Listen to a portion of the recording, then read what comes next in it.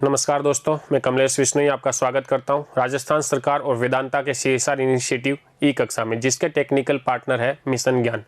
दोस्तों, हमने कांग्रेस का स्थापना से लेकर के और 1907 तक का जो कार्यकाल रहा है उसके बारे में पिछली कक्षा के अंतर्गत अध्ययन कर लिया है। आज की इस कक्षा के अंदर हम दो महत्वपूर्ण अधिनियमों के बारे में जानकारी प्राप्त करने वाले हैं, जिसमें से पहला है आपका 1909 का अधिनियम और दूसरा आता है आपका 1919 का भारत शासन अधिनियम।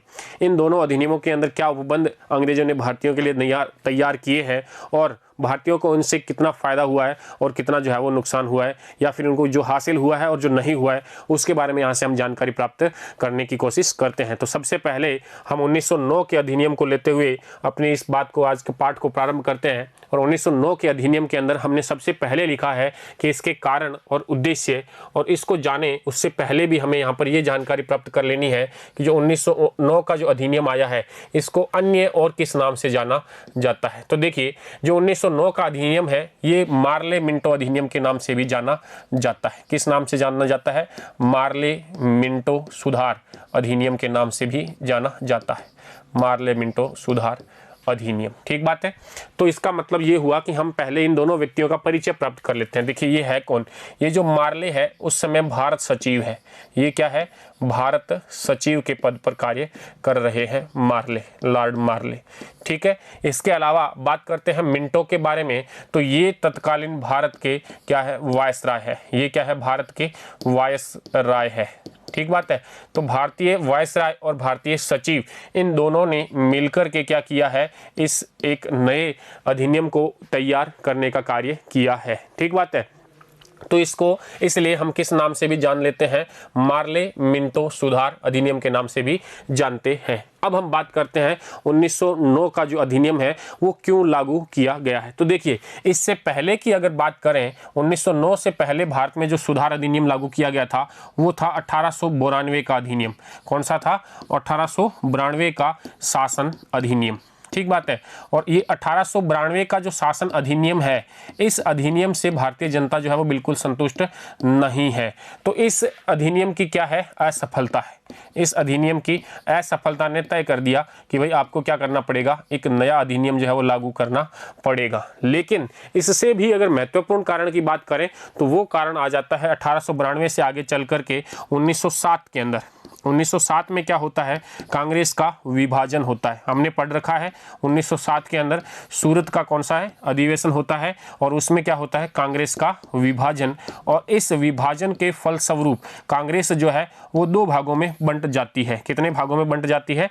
दो भागों में। एक भाग कौन सा बन जाता है? आपका गर्म दल बन जाता है, ठीक है। और दूसरा भाग आपका कौन सा बन जाता है? नरम दल जो है वो अस्तित्व में आता है। गर्म दल के प्रति तो इन्होंने, ब्रिटिश सरकार ने क्या नीति अपनाई है? इनको क्या किया है? दमनकारी प्रवृत्ति, अर्थात दमन के द्वारा इनको जो है वो दबाने का कार्य किया है। जबकि ये नरम दल को क्या करना चाहते हैं? संतुष्ट करना चाहते हैं। ये भी फूट डालो और राज करो की ही नीति है, यानी कि एक पक्ष को संतुष्ट कीजिए और दूसरे पक्ष को दबाइए, जिससे क्या हो? दोनों पक्ष आपस में एक दूसरे के नजदीक नहीं आ सके, दोनों में जो है विरोध और ज्यादा बढ़ जाए। तो इसी के तहत ये क्या करना चाहते हैं? कांग्रेस के नरम दल को संतुष्ट करना चाहते हैं। इसलिए कुछ सुधारों का उपबंध जो है वो 1909 के अधिनियम में ये लेकर के आते हैं। इसके अलावा भी अगर हम बात करें तो यहाँ पर तीसरा बिंदु आ जाता है, फूट डालो। हालांकि ये जो बात है, इस नीति का कार्य तो यहाँ पर किया ही जा रहा है 1907 के द्वारा, लेकिन फूट डालो व राज करो की जो नीति है इसका इन्होंने यहाँ पर एक और प्रयास करने का जो है वो कार्य यहाँ पे कर लिया है 1909 के इस अधिनियम के अंतर्गत। तो यहाँ पे हम देखते हैं, फूट डालो व राज करो की नीति के तहत ये क्या करते हैं? ये क्या करेंगे? इस अधिनियम के अंदर एक विशेष संप्रदाय को टारगेट करेंगे। क्या करेंगे? विशेष संप्रदाय को जो है यहाँ पे अधिक सुविधाएं प्रदान करेंगे।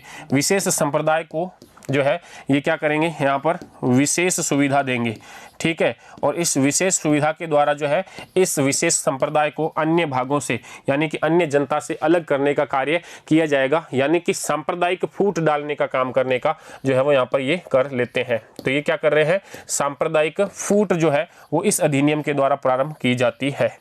ठीक बात है। तो हम समझेंगे इस अधिनियम के अंतर्गत कि किस प्रकार से ये क्या कर रहे हैं, यहाँ पे सांप्रदायिक फूट का जो है वो सांप्रदायिकता का बीज जो है वो यहाँ पर बोने वाले हैं। ठीक बात है। तो अब हमने इसके कारणों को समझ लिया कि 1909 का अधिनियम जो है वो भारत में क्यों लाया गया था। अब हम यहाँ पर उसके बारे में बात करेंगे कि भाई 1909 के अधिनियम के अंतर्गत क्या क्या विशेषताएं पाई गई थी। तो सबसे पहले बात करें तो 1909 के अधिनियम की विशेषताएं, जिसके अंतर्गत पहला बिंदु हमने लिखा है व्यवस्थापिका। पहले बिंदु के अंतर्गत हमने लिया है व्यवस्थापिका के बारे में अध्ययन।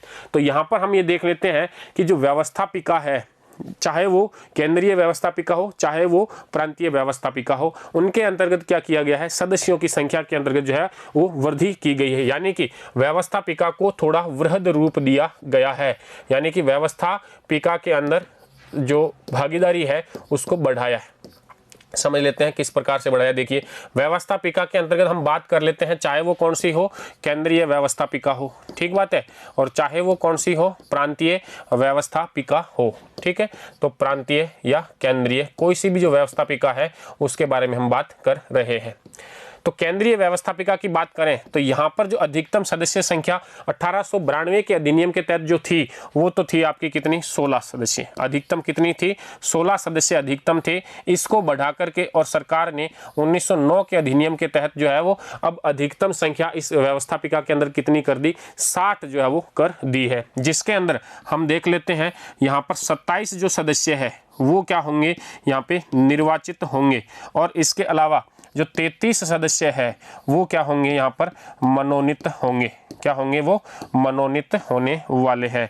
ये हो गए आपके निर्वाचित और ये हो गए 33 आपके मनोनीत। तो टोटली 16 से बढ़ा करके जो अधिकतम संख्या है वो कितनी कर दी केंद्रीय व्यवस्थापिका के अंदर, ये कर दी गई आपके 60। ठीक है, अब बात करते हैं प्रांतीय व्यवस्थापिकाओं की। तो इसमें भी संख्या अलग अलग पाई जाती है।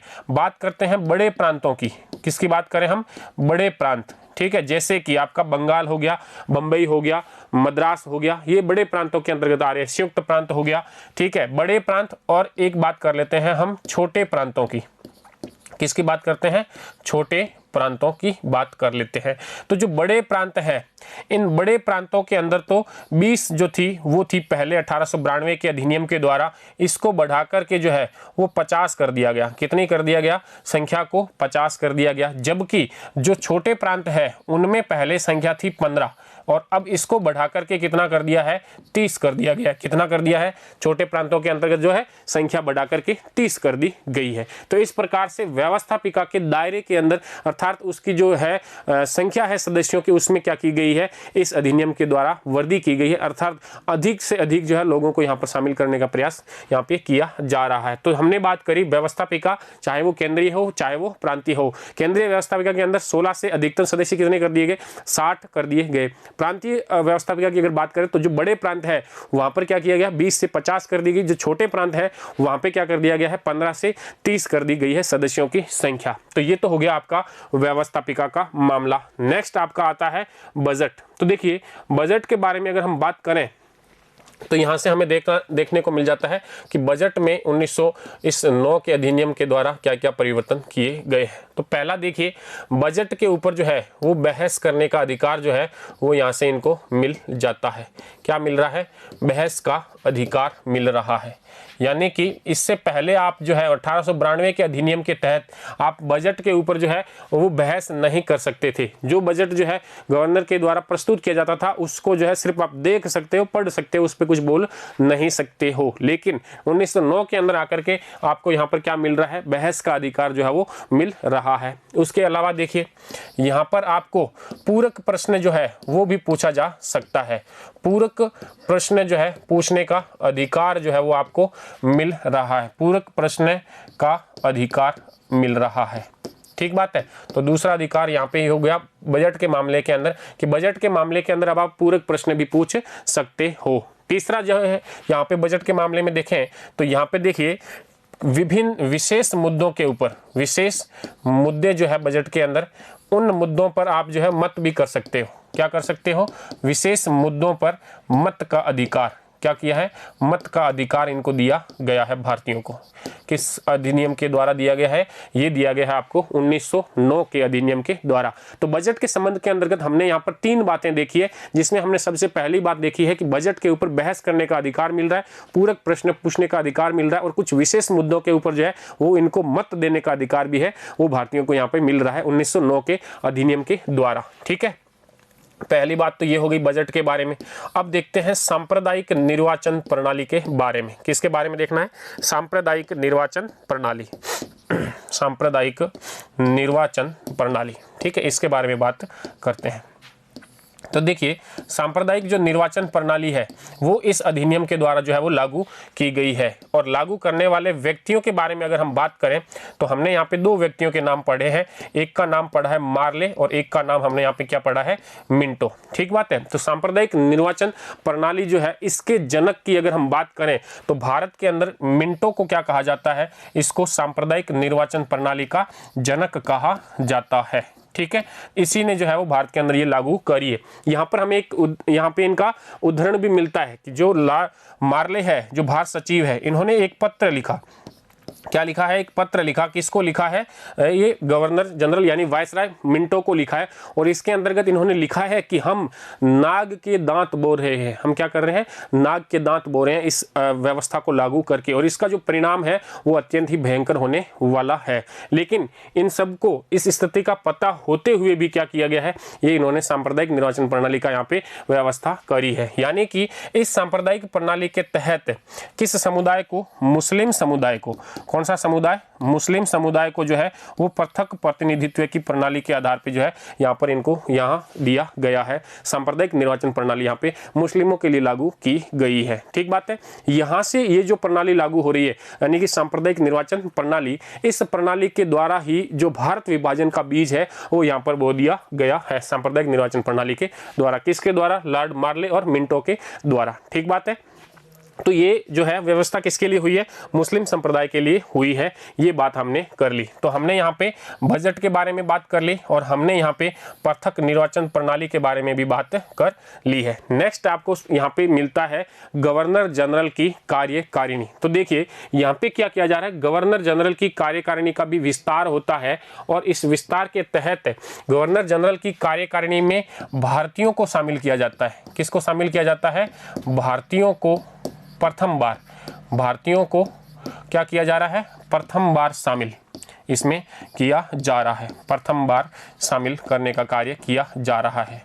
ठीक बात है। तो भारतीयों को पहली बार इसमें शामिल करने का कार्य हुआ है गवर्नर जनरल की कार्यकारिणी के अंतर्गत। और जो प्रथम भारतीय यहाँ पर जो शामिल किए जाते हैं उनका नाम हमें मिलता है SP सिन्हा, सत्येंद्र प्रसाद सिन्हा जो है, इनको क्या किया जाता है, इसमें शामिल किया जाता है, यानी कि गवर्नर जनरल की कार्यकारिणी में शामिल किया जाता है। इसके अलावा अगर हमें ये बात यहाँ पे एक और ध्यान रखनी है कि ये तो मिंटो की जो है कार्यकारिणी उसमें शामिल, यानी कि गवर्नर जनरल की कार्यकारिणी में इनको शामिल किया गया है। इससे पहले ही जो भारत सचिव का पद है उसकी जो कार्यकारिणी है उसमें इनसे पहले भी जो है वो इस अधिनियम से पहले भारतीयों को शामिल करने का कार्य किया जा चुका है। 2 भारतीयों को वहां पे शामिल किया गया था, जिसमें हमने सैयद हुसैन बिलग्रामी और एक अन्य व्यक्ति का नाम हमने पढ़ने में आता है। तो ठीक बात है, ये हो गया आपका गवर्नर जनरल की कार्यकारिणी और उसके अंदर क्या किया गया, भारतीयों को शामिल किया गया है। इसके बाद में देखिए चुनाव जो है ये यहाँ पर जो है उल्लेख किया जा रहा है, लेकिन ये कोई प्रत्यक्ष चुनाव नहीं है। यहाँ पे हमें ये ध्यान रखना है,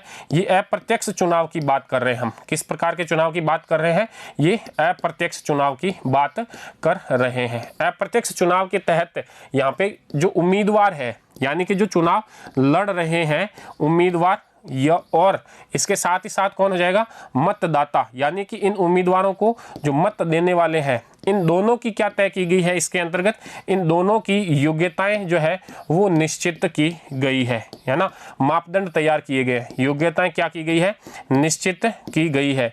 और ये योग्यताएं इतनी बड़ी थी कि जो ये मतदाता इसमें शामिल हुए हैं ये एक अत्यंत ही अल्प वर्ग था। क्या था, एक अल्प वर्ग, यानी कि बहुत कम लोगों को जो है वो यहाँ पे क्या मिला है, मतदान करने का अधिकार इस अधिनियम के तहत मिलता है। ठीक है। तो कुल मिलाकर के यहाँ पर हमने जो बात करी है 1909 के अधिनियम के बारे में, उस अधिनियम की विशेषताओं के बारे में हमने देखा है। तो सबसे पहले हमने बात करी थी व्यवस्थापिका के बारे में, जिसमें हमने कहा कि व्यवस्थापिका चाहे वो केंद्र की हो, प्रांत की हो, उनके सदस्यों की संख्या में क्या कर दी गई, वृद्धि कर दी गई। फिर हमने बात करी थी बजट के बारे में।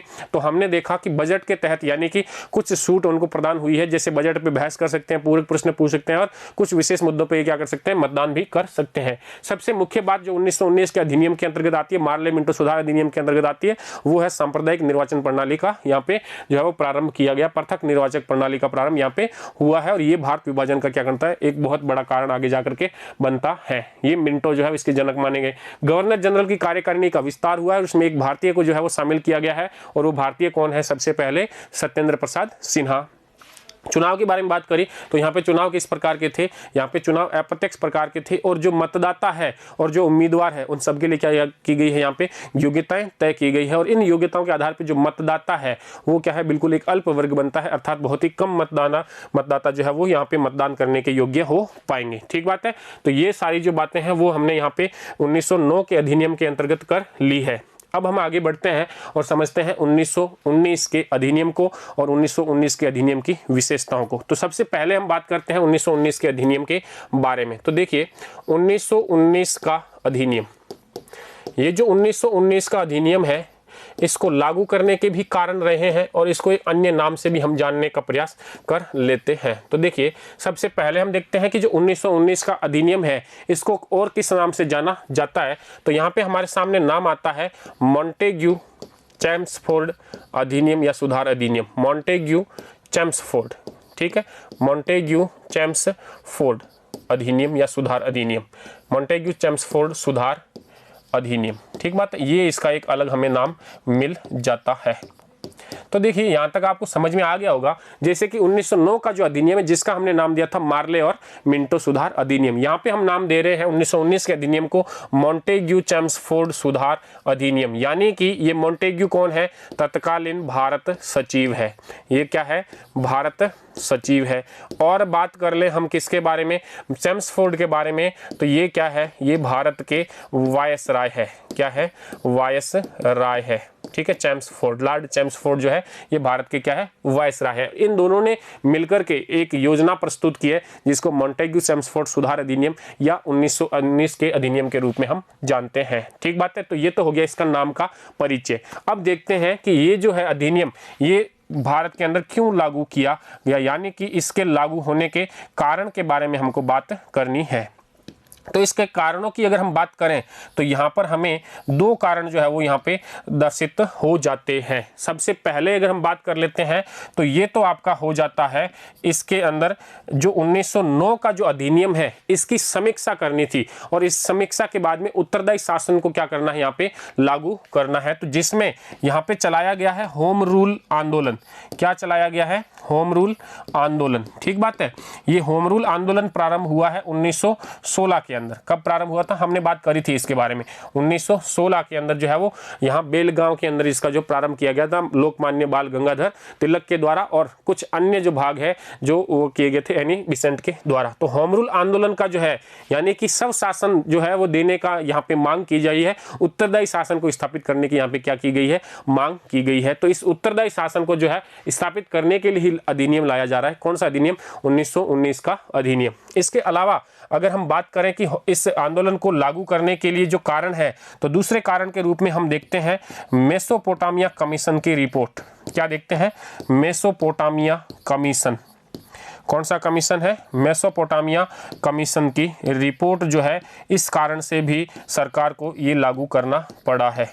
अब देखिए मेसोपोटामिया कमीशन हालांकि अपने सिलेबस में है नहीं, लेकिन फिर भी एक थोड़ी सी जानकारी हमें होनी चाहिए कि मेसोपोटामिया कमीशन जो है वो प्रथम विश्व युद्ध के अंतर्गत जो है इराक के मोर्चे के ऊपर जो है ब्रिटिश सेना की पराजय हुई है और इस पराजय का कारण जानने के लिए एक आयोग नियुक्त किया गया, एक कमीशन बिठाया गया है, वो है मेसोपोटामिया कमीशन। और इस कमीशन ने अपनी जो संस्तुति दी है उसके अंतर्गत कहा है कि जो भारत के अंतर्गत जो ब्रिटिश शासन का जो प्रशासन है वो बिल्कुल भी काबिल प्रशासन नहीं है, निचले स्तर का दोयम दर्जे का प्रशासन था और इसकी वजह से क्या होती है, भारत का जो मूल जनता का जो सहयोग है वो ब्रिटिश शासन और ब्रिटिश सेना को नहीं मिलता और इस वजह से क्या होती है, उनकी पराजय होती है। तो इस कारण से अब सरकार के ऊपर क्या है, दबाव है कि अब वो भारतीयों के जो शासन में क्या करे, सुधार करें, भारतीयों को जो है शासन में शामिल करें। और इसी कारण से वो क्या करते हैं, एक उत्तरदायी शासन की स्थापना करने के लिए 1919 का क्या लाते हैं, शासन अधिनियम यहाँ पर लेकर के आते हैं। यहाँ पे सबसे पहली बार हमने बात करी है कि यहाँ पे हमने एक शब्द का उपयोग कर रहे हैं, उत्तरदायी शासन। कौन से शब्द का उपयोग करने जा रहे हैं हम यहाँ पे, उत्तरदायी शासन की जो स्थापना है, उत्तरदायी शासन की जो बात है, ये पहली बार इस अधिनियम के अंदर कही जाती है कि बात जो है वो प्रथम बार कब कही जाती है, यहाँ पर इस अधिनियम के तहत जो है वो की जाती है। तो उत्तरदायी शासन की स्थापना की बात जो है कौन से अधिनियम में होती है, आपसे पूछा जा सकता है। तो उत्तरदायी शासन की स्थापना करने का प्रयास की बात वो कौन से अधिनियम के अंतर्गत है, 1919 के मॉन्टेग्यू चेम्सफोर्ड सुधार अधिनियम के अंतर्गत ये बात की जाती है। अब हम बात करते हैं कि इस अधिनियम की क्या क्या विशेषताएं हैं, जिसमें सबसे ही पहली हमको विशेषता देखने को मिलती है, जिसमें हमने लिखा है प्रांतों के अंदर जो है वो द्वैध शासन व्यवस्था। इस बिंदु को हम अच्छे से समझते हैं, यहां से हमारा प्रश्न जो है बनना तय है। तो देखिए, पहली बात हमने करी प्रांतों में द्वैध शासन व्यवस्था। प्रांतों में क्या है, द्वैध शासन व्यवस्था, ठीक है, ये लागू करिए 1919 के अधिनियम के द्वारा। और इस द्वैध शासन व्यवस्था को लागू करने का उद्देश्य क्या है, उत्तरदायी शासन की स्थापना करना, ठीक है। तो प्रांतों में जो द्वैध शासन व्यवस्था है, इसकी बात करें तो सबसे पहले द्वैध शासन व्यवस्था को अगर हम देखें तो द्वैध शासन व्यवस्था के जनक माने जाते हैं लियोनस कार्टियस। क्या नाम है, लियोनिस कर्टियस जो है वो इस शासन व्यवस्था के जनक माने जाते हैं, लियोनस कर्टियस, ठीक है। इस द्वैध शासन व्यवस्था के जनक हैं ये लियोनस कर्टियस। अब बात करते हैं कि भारत के अंदर प्रांतों के अंदर किस प्रकार से जो है वो द्वैध शासन लागू किया गया था। तो देखिए, प्रांतों की बात करते हैं, कहाँ की बात करने वाले हैं हम, प्रांत में। और प्रांत के अंदर जो शासन है अब वो दो पक्षों के द्वारा चलाया जाना है। कौन कौन से दो पक्ष होंगे, देखिए, एक तो जो है वो शासन चलाने के लिए होगा गवर्नर। कौन होगा, गवर्नर होगा। और गवर्नर के साथ में कार्य करने के लिए इसकी कौन होगी, कार्यकारिणी। तो ये जो कार्यकारिणी कार्य करेगी वो किसके प्रति उत्तरदायी होकर के कार्य करेगी, इस गवर्नर के प्रति जो है वो उत्तरदायी होकर के कार्य यहाँ पे करने वाली। यानी कि गवर्नर अपनी कार्यकारिणी के साथ में यहाँ पे कुछ कानूनों का निर्माण करेगा और जिन कानूनों पे गवर्नर अपनी कार्यकारिणी की सहायता से जो निर्माण कर रहा है उनको हम कहते हैं यहाँ पे आरक्षित विषय। क्या कहेंगे यहाँ पे हम उनको, आरक्षित विषय के नाम से जान रहे हैं, ठीक बात है। और कुछ जो विषय होंगे वो है यहाँ पर दूसरा जो जहाँ पे शासन संचालन का कार्य जो है, कार्य बनाने का कार्य किया जाएगा भारतीय मंत्रियों के द्वारा। यानी कि भारतीय लोग जो है वो चुनाव जीत करके यहाँ पे आएंगे तो भारतीय मंत्रियों के द्वारा जो है वो यहाँ पे कार्य किया जाएगा। और भारतीय मंत्रियों की सहायता से गवर्नर, प्रांतीय गवर्नर जो है वो कार्य यहाँ पे करने वाला है, ठीक बात है। तो भारतीय मंत्रियों की सहायता से भी कौन करने वाला है, प्रांतीय गवर्नर कार्य करने वाला है। और यहाँ पे कार्यकारिणी की सहायता से जो है वो गवर्नर कार्य करने वाला है। तो ये जो भारतीय मंत्री जिन विषयों पर यहाँ पर कानून निर्माण का कार्य करेंगे उनको हमने नाम दिया है हस्तांतरित विषय। हस्तांतरित विषयों पर जो है वो कानून निर्माण का कार्य कौन करेगा, भारतीय मंत्रियों की सहायता से गवर्नर। जबकि आरक्षित विषयों के ऊपर जो है वो कार्यकारिणी की सहायता से गवर्नर कार्य करने वाला है। अब देखिए, कुछ विषयों की अगर हम बात कर लें कि यहाँ पे कौन से विषय जो है वो आरक्षित विषय की श्रेणी में रखे गए हैं। तो जैसे कि हम बात करते हैं पुलिस की, किसकी बात करते हैं, पुलिस विभाग जो है वो किसके पास में है, ये गवर्नर और उसकी कार्यकारिणी के पास में है। इस पर जो है वो भारतीय मंत्री कोई कानून नहीं बना सकते। जेल व्यवस्था कौन सी है, जेल हो गई। इसके अलावा देखिए न्याय व्यवस्था, कौन सी व्यवस्था है, न्याय व्यवस्था, ठीक है। इसके अलावा अगर हम बात करें तो प्रदेश के अंदर प्रांत में शांति व्यवस्था की स्थापना करना, किसकी स्थापना, शांति व्यवस्था की स्थापना, ठीक है। तो शांति व्यवस्था की स्थापना या शांति बनाए रखने के लिए जो कार्य किया जाना है वो किसके द्वारा किया जाना है, वो गवर्नर और उसकी कार्यकारिणी के द्वारा यहाँ पर किया जाने वाला है। उसके बाद में अगर हम बात करें कि जो आपके हस्तांतरित विषय हैं उसमें कौन कौन से विषय हैं जिनके ऊपर जो है वो कानून निर्माण का कार्य किसके द्वारा किया जाएगा, यहाँ पे ये कार्य भारतीय मंत्रियों के परामर्श के द्वारा जो होने वाला है। तो उसमें हम बात करते हैं, देखिए एक बात कर लेते हैं हम यहाँ पे स्थानीय स्वशासन की। जो स्थानीय स्वशासन का विषय है वो किसके पास में है, वो इन मंत्रियों के पास में होगा, ठीक है। स्थानीय स्वशासन के अलावा अगर हम बात करें तो चिकित्सा, कौन सा मुद्दा, चिकित्सा, ठीक है।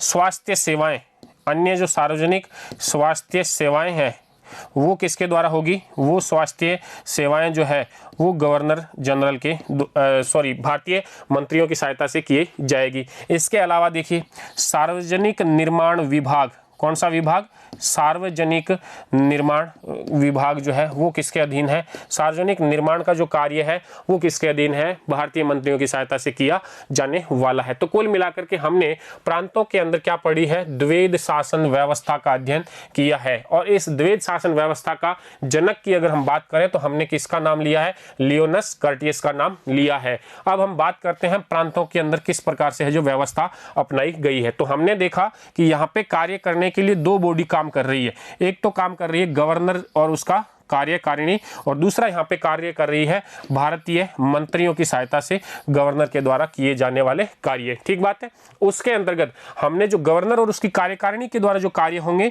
उसको नाम दिया है आरक्षित विषय। क्या नाम दिया है, आरक्षित विषय। जबकि जो भारतीय मंत्रियों की सहायता से जो कार्य होने वाले हैं उसको हमने नाम दिया है हस्तांतरित विषय। आरक्षित विषयों के अंतर्गत हमने कहा पुलिस, जेल, न्याय व्यवस्था का कार्य और प्रदेश के अंदर शांति व्यवस्था का कार्य, ये किसका कार्य रहेगा, ये आरक्षित विषयों के अंतर्गत रहेगा। जबकि हस्तांतरित जो विषय है उनके अंतर्गत क्या रखा गया है, स्वास्थ्य सेवाओं को रखा गया, चिकित्सा सेवाओं को रखा गया, स्थानीय सेवाओं को जो है स्थानीय स्वशासन को रखा गया, जो सार्वजनिक निर्माण का जो कार्य है वो रखा गया है कौन से विषयों के अंतर्गत, हस्तांतरित विषयों के अंतर्गत रखा गया है। तो ये हो गई आपकी प्रांतों के अंदर क्या, द्वैध शासन की व्यवस्था। बहुत इंपॉर्टेंट थी, कई बार आपसे पूछी जाने वाली है, इसका ध्यान रखना है। नेक्स्ट देखिए प्रांतों के अंदर द्वैध शासन व्यवस्था हो गई। नेक्स्ट आपका आता है केंद्र व प्रांतों के अंदर शक्ति का क्या किया गया है, विभाजन किया गया है। यानी कि यहां पे भी हम समझ लेते हैं कि क्या क्या कार्य यहां पे हुआ है।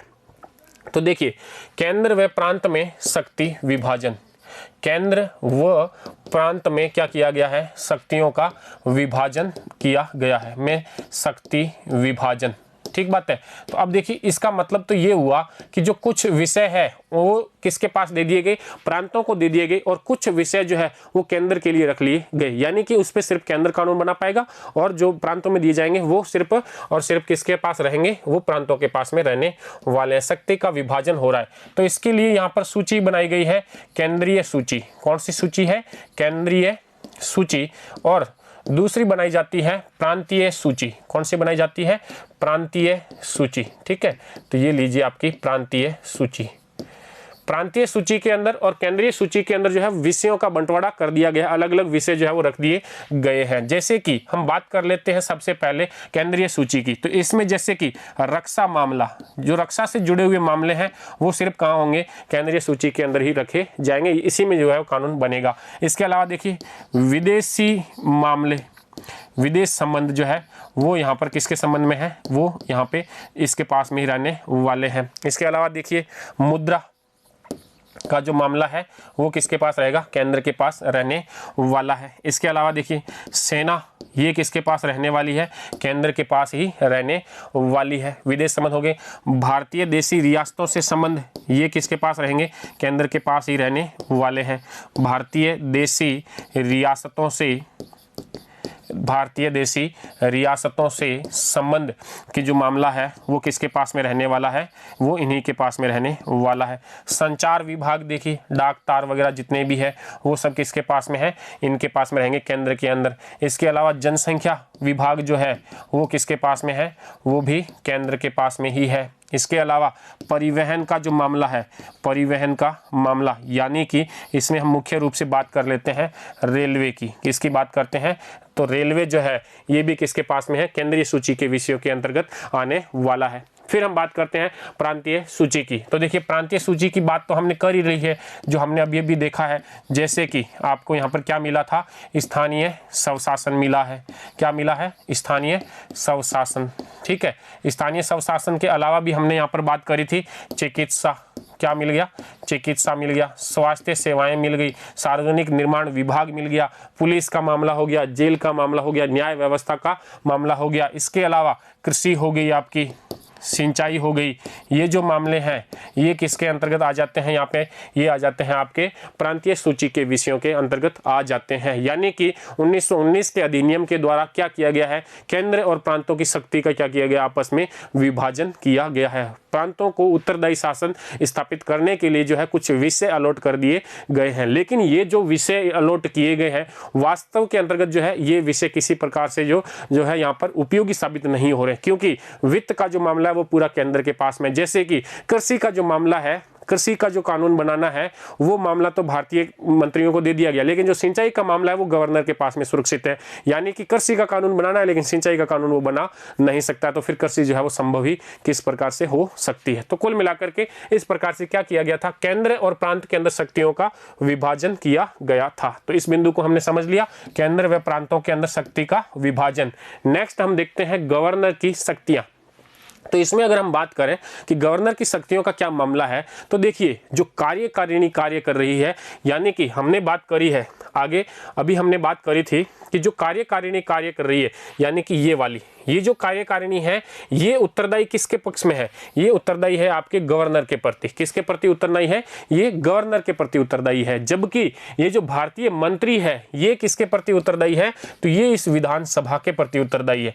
ये किसके प्रति उत्तरदायी हो जाएंगे, विधानसभा के प्रति उत्तरदायी होंगे। लेकिन इनके पास में जो है पावर नहीं है, जो पावर है वो किसके पास में है, वो इस कार्यकारिणी और गवर्नर के पास में है, जो विधानसभा के प्रति उत्तरदायी नहीं है। यानी कि गवर्नर के पास में वो शक्तियां हैं कि वो जो विधानसभा है उसकी बात माने भी या ना भी माने, इसलिए वास्तव में जो उत्तरदायी शासन की स्थापना होनी है वो यहाँ पर हो नहीं पाती है। तो गवर्नर की शक्तियों के बारे में हमने बात कर ली। नेक्स्ट आता है आपका केंद्र के अंदर द्विसदनी विधायिका। तो केंद्र के अंदर क्या स्थापित की जा रही है, 2 सदन वाली विधायिका की स्थापना जो है वो की जा रही है, जिसके अंतर्गत हम बात कर लेते हैं। एक तो आपका हो जाता है उच्च सदन, क्या हो जाता है, उच्च सदन, और एक आपका हो जाता है निम्न सदन। ठीक है, तो अगर उच्च सदन की बात करें तो उसका तो हमने नाम यहाँ पे रखा है राज्य परिषद। क्या नाम रखा है, राज्य परिषद। और निम्न सदन की अगर हम बात करें तो इसका यहाँ पे नाम रखा जाता है विधानसभा। क्या नाम रखा जाता है, विधानसभा। ठीक है, जो निम्न सदन है वो विधानसभा है, जो उच्च सदन है वो क्या है, राज्य परिषद है। केंद्र के अंदर कितना मंडल का, द्विसदनी विधायिका की यहाँ पे स्थापना कर दी जाती है। नेक्स्ट बिंदु आपका आता है पृथक निर्वाचन प्रणाली का विस्तार। देखिए हमने बात करी थी 1909 के अंतर्गत जो है वो मुस्लिमों को पृथक निर्वाचन प्रणाली का जो है वो अधिकार दिया गया था, लेकिन 1919 के अंदर आकर के ये क्या करते हैं, पृथक निर्वाचन प्रणाली का क्या कर रहे हैं, विस्तार कर रहे हैं। ठीक बात है, तो ये हमारे लिए यहाँ पे बिंदु और भी ज्यादा महत्वपूर्ण हो जाता है कि कौन कौन से वर्गों को 1919 के जो है पृथक निर्वाचन प्रणाली उसके तहत जो है विस्तार प्रदान किया गया था। तो देखिए यहाँ पर हम बात कर लेते हैं थोड़ी सी जगह बना करके। देखिए जो 1919 की पृथक निर्वाचन प्रणाली है इसके तहत हम बात करने वाले हैं। तो ये जो विस्तार हुआ है ये विस्तार हुआ है सिखों के लिए। किसके लिए हुआ है, सिख जाति को भी अब क्या दे दिया गया है, ये पृथक निर्वाचन प्रणाली का अधिकार दिया गया है। इसके अलावा देखिए जो यूरोपियन है उनको भी जो है यहाँ पर पृथक निर्वाचन प्रणाली का अधिकार मिला है। इसके अलावा जो आंग्ल यूरोपियन है, आंग्ल भारतीय जो है उनको भी क्या किया गया है, यहाँ पे एंग्लो इंडियन जो है इनको भी यहाँ पे दे दिया गया है पृथक निर्वाचन प्रणाली का लाभ। यानी कि मुस्लिमों को दे दिया था 1909 के अंतर, और 1919 के अंदर जाकर के सिख, यूरोपियन और आंग्ल भारतीय जो है इनको भी क्या कर दिया गया है, इनको भी इस पृथक निर्वाचन प्रणाली के अंतर्गत ले लिया गया है। तो कुल मिलाकर के ये सारी बातें जो है वो हो गई आपके किसके बारे में, ये बातें हो गई टोटल आपकी 1909 और 1919 के अधिनियम के बारे के अंतर्गत। ठीक बात है, तो देखिए यहाँ से हम देखते हैं कि किस प्रकार से हमने 1919 के अधिनियम को पूर्ण किया है, जिसके अंतर्गत हमने उसकी विभिन्न विशेषताओं के बारे में बात करी। प्रांतों के अंदर द्वैध शासन सबसे महत्वपूर्ण है, आपको विस्तृत रूप से समझा दिया है। उसके बाद में हमने देखा केंद्र और प्रांतों के अंदर शक्तियों का विभाजन, विषयों का क्या किया, बंटवारा किया गया प्रांतों के अंदर उत्तरदायी शासन स्थापित करने की दृष्टि से। फिर हमने देखिए गवर्नर की शक्तियों के बारे में, तो हमने कहा गवर्नर की जो कार्यकारिणी है वो गवर्नर के प्रति उत्तरदायी है, ना कि विधानसभा के प्रति। जबकि जो भारतीय मंत्री जो नियुक्त किए जा रहे हैं वो सिर्फ विधानसभा के प्रति उत्तरदायी है, लेकिन उनके पास में कोई वास्तविक सत्ता जो है वो वो नहीं है। फिर हमने देखा केंद्र में द्विसदनी विधायिका निम्न सदन और उच्च सदन के रूप में स्थापित की गई है। और फिर हमने अंतिम बिंदु के रूप में देखा पृथक निर्वाचन प्रणाली का क्या किया गया, इसमें विस्तार किया गया, यानी कि मुस्लिमों को 1909 में और 1919 के अंदर सिख और जो यूरोपियन लोग हैं उनको और एंग्लो इंडियन जो है उनको भी क्या कर दिया गया, यहाँ पे पृथक निर्वाचन प्रणाली का लाभ यहाँ पे प्रदान कर दिया गया है। तो ये हो गया आपके 1909 और 1919 का जो है वो अधिनियम का अध्ययन, जिसके अंतर्गत हमने यहाँ पे बात करनी है द्वैध शासन की। और इनकी अगर मूल्यांकन करें तो यहाँ पर हमें ये पता चलता है कि जो उत्तरदायी शासन की स्थापना की जो बात की गई है वो सिर्फ और सिर्फ क्या है, खोखली बात है। वास्तव में जो है